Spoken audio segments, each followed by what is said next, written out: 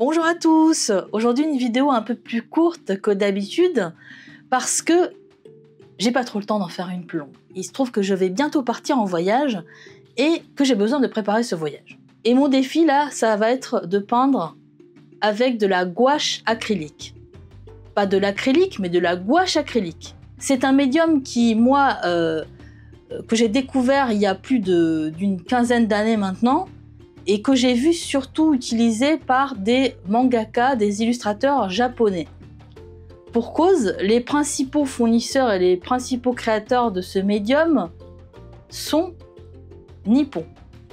Donc les marques que je vais utiliser, sans en utiliser une en particulier, ça sera les marques Holbein et Liquitex. Voilà, donc ce sont deux marques qui sont japonaises.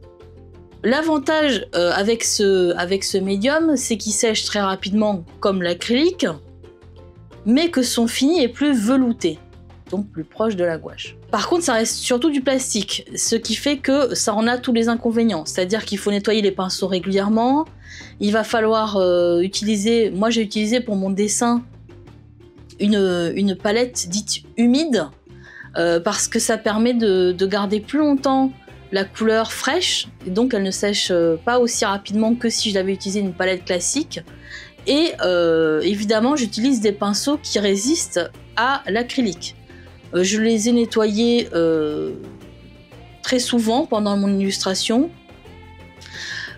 Aussi, évidemment, il faut toujours avoir à proximité de quoi nettoyer et les pinceaux pour changer de couleur. Et là où par contre ça sera plus agréable à utiliser l'acrylique gouache que de l'aquarelle ou que de la gouache, c'est que y a un aspect beaucoup plus opaque, beaucoup plus couvrant. Donc c'est ça le gros point fort de l'acrylique gouache. Dans un premier temps, ce que je réalise toujours, c'est un croquis, souvent sur tablette, parce que ça me permet de pouvoir moduler très facilement mon crayonné, mon dessin préparatoire, que ce soit pour changer la taille d'un personnage ou rectifier une partie qui me plairait pas trop. Et je peux tout de suite, une fois que mon dessin me convient, l'imprimer sur une feuille en format A4 en général, soit que je garde tel quel pour faire sur le même type de format, soit que j'imprime.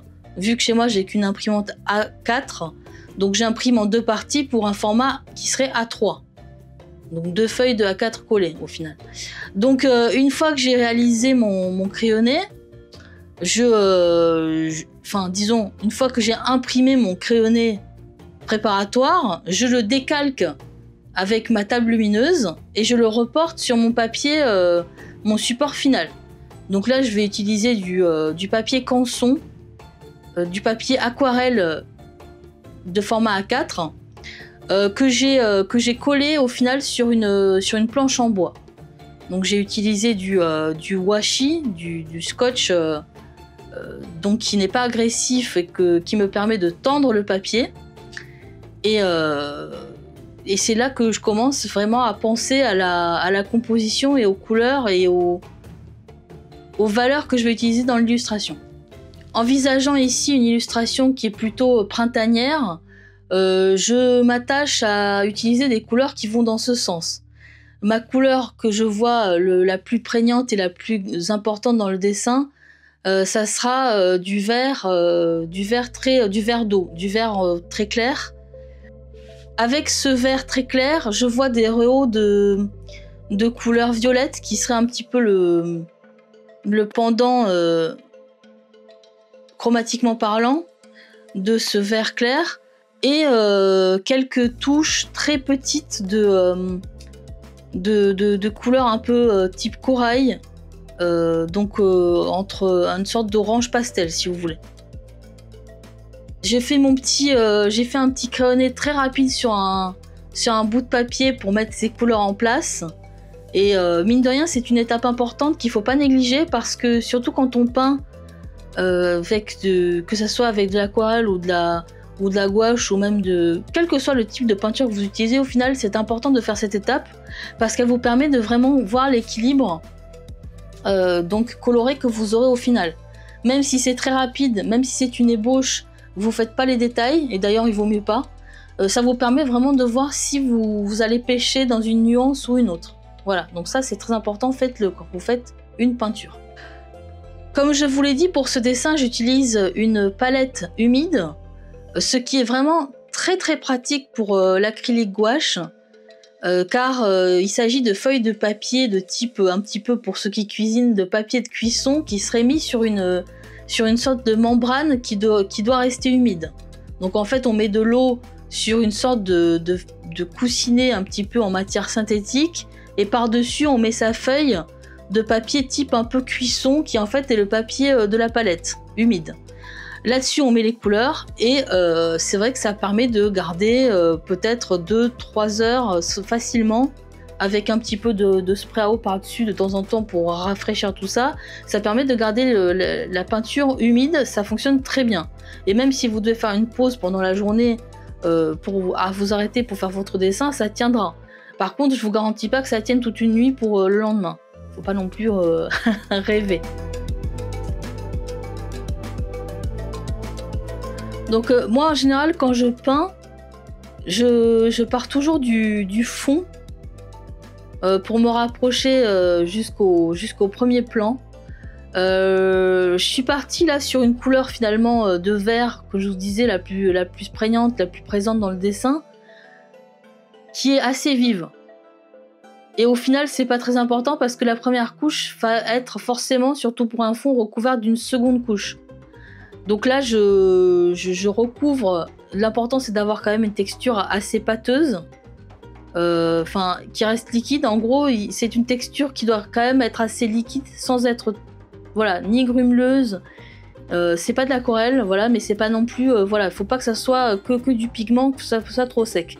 Donc là l'important c'est de recouvrir ces surfaces. Donc là j'ai commencé par le fond vert. Ensuite vous allez voir, j'ai tendance à papillonner entre les différentes parties du fond en passant sur les personnages et les branches et les fleurs derrière. Voilà. Cette étape c'est un petit peu un exutoire, c'est défoulant parce que la première couche nous permet de poser tout ça et de voir si justement les équilibres sont bons. Donc là c'est ce que j'ai fait. Sur mon ébauche au crayonné j'ai pas mis trop de détails parce que là comme c'est très vite recouvert très rapidement par l'acrylique. Ah oui, c'est très important que vous ayez une copie de votre crayonné reportée sur votre dessin, parce que vu qu'il va disparaître derrière la peinture, vous allez perdre vos traits de base. Et c'est très important d'avoir de quoi les reproduire par-dessus a posteriori. Sinon, vous n'allez pas être fidèle à votre dessin que vous avez fait au début. Donc on se retrouve des fois très rapidement pour les débutants avec un très beau dessin au départ et au final, lorsqu'on a commencé à peindre, on perd très vite le trait et la beauté du trait. C'est dommage. Donc pensez bien à garder une copie à proximité de votre dessin que vous êtes en train de réaliser avec vos traits de départ.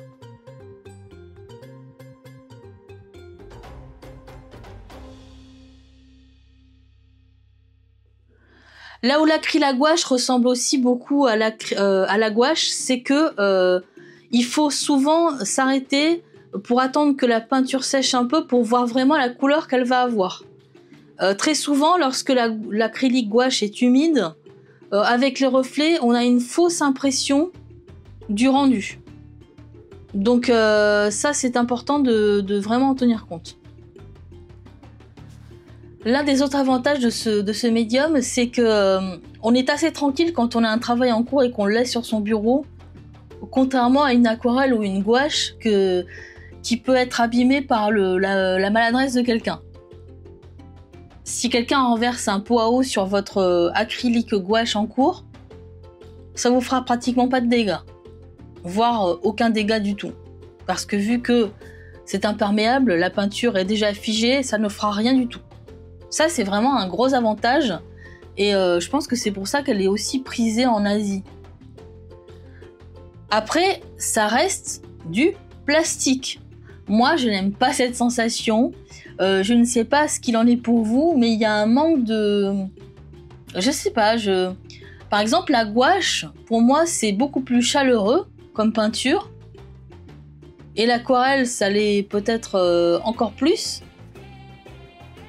Mais là, l'acrylique gouache, j'ai toujours eu un petit souci au niveau de l'envie d'en faire, parce que voilà, c'est quelque chose qui me semble moins naturel que les autres peintures. Contrairement à la peinture à l'huile, qui elle a été très utilisée et reste toujours très prisée par les artistes, l'acrylique gouache ne sent pas tellement fort. Donc ça, c'est par contre aussi un bon point pour elle. À part de l'eau et du savon pour enlever tout de suite la peinture qui est encore humide sur les pinceaux, vous n'avez pas besoin de solvants spéciaux tels le white spirit pour l'huile, la peinture à l'huile. Là, vous n'avez pas besoin de tout ça. Mais voilà, faut vraiment veiller à nettoyer très régulièrement les pinceaux sous peine de les abîmer irrémédiablement. Et à utiliser des pinceaux qui sont résistants, qui sont synthétiques pour peindre avec l'acrylique gouache.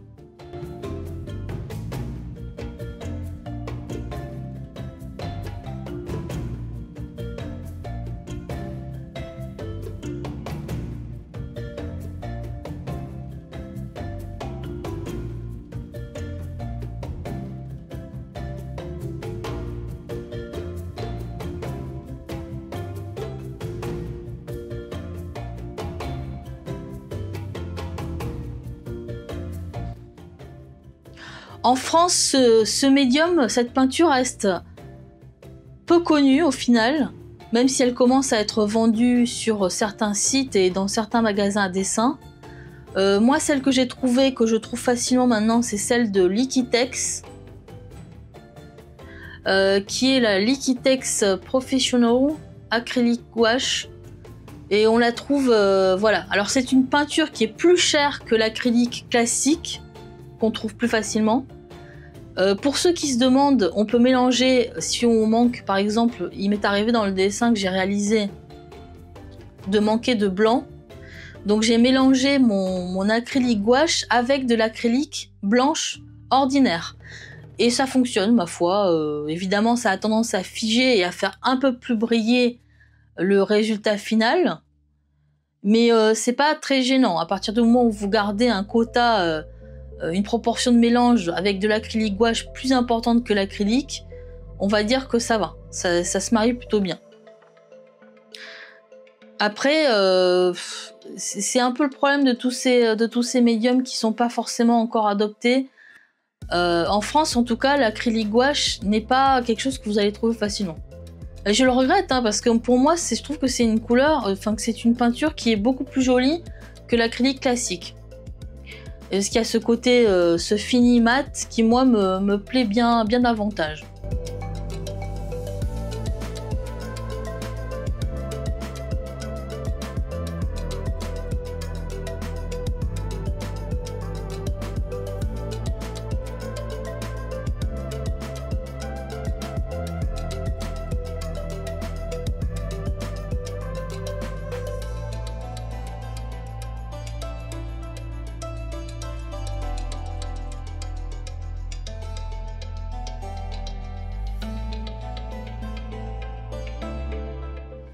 Alors celle que j'ai utilisé le plus de peinture dans ce dessin, ça va être celle de la marque Holbein, qui est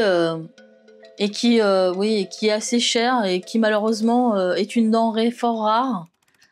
Et ça reste l'une des meilleures sur le marché. Après, vous pouvez trouver d'autres produits. Je crois que c'est Turner, qui est aussi japonais, décidément, qui fait de l'acrylique gouache. Voilà, donc elle est légèrement moins chère, la Turner, mais peut-être aussi de moins bonne facture. De légèrement moins bonne facture. Plus destinée aux étudiants.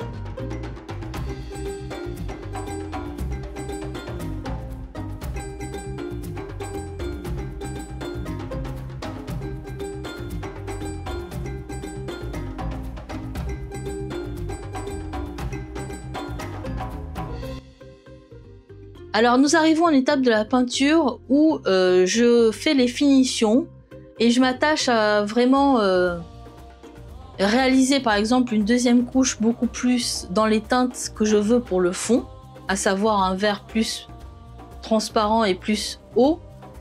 Et je fais attention à bien détourer mes personnages, à ne pas abîmer la silhouette des personnages et des fleurs qui sont derrière. Donc avec le pinceau, des pinceaux que j'utilise, moi c'est plutôt des brosses, des petites brosses et des pinceaux très fins à ce stade-là pour les détails. Et avec ces pinceaux, j'ai fait bien attention de bien garder le trait et de faire tout ressortir. Toutes les masses doivent bien ressortir et c'est ce que je me suis attachée à faire.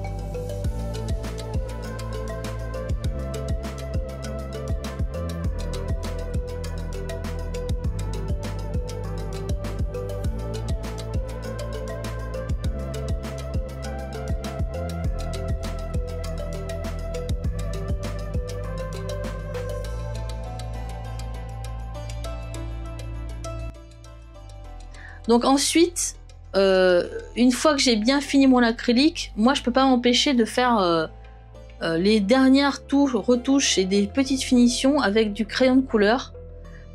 Je pense qu'il vaut mieux dans ces cas-là utiliser, pour les plus prudents d'entre nous, des crayons aquarellables. Même si là il est tout à fait possible d'utiliser des crayons non miscibles, de cire, voilà, de bonne facture si possible, et suffisamment opaque pour recouvrir et faire des tracés sur votre dessin. Donc certains sont des gens qui sont des puristes et qui veulent utiliser que un médium par travail. Moi c'est pas mon cas, moi c'est le résultat qui compte au final, et c'est pour ça que j'aime bien toujours cette étape de crayon de couleur pour les tout petits micro détails, voire les motifs sur le dessin. Par exemple pour les costumes traditionnels, les motifs sur les costumes, là je me suis permis de faire voilà, des motifs encore plus précis avec les crayons de couleur. Ça apporte une petite finesse au dessin supplémentaire qui ma foi me plaît bien. Et même pour les reflets dans les cheveux ou sur les fleurs, ça permet d'être un peu plus souple dans l'exécution et de pas forcément être stressé par le rendu peinture. Parce que comme je vous l'ai dit, la peinture, à chaque trait, il faut quand même attendre quelques microsecondes pour que le trait sèche, pour voir si on ne s'est pas trompé dans la teinte. Et là, évidemment, avec le crayon de couleur, vous n'avez pas à faire ça. Vous avez directement le résultat immédiatement.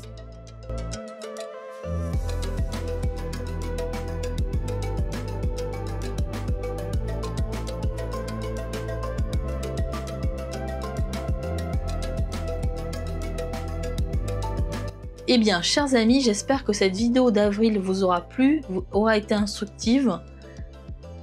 Et je vous dis à très vite.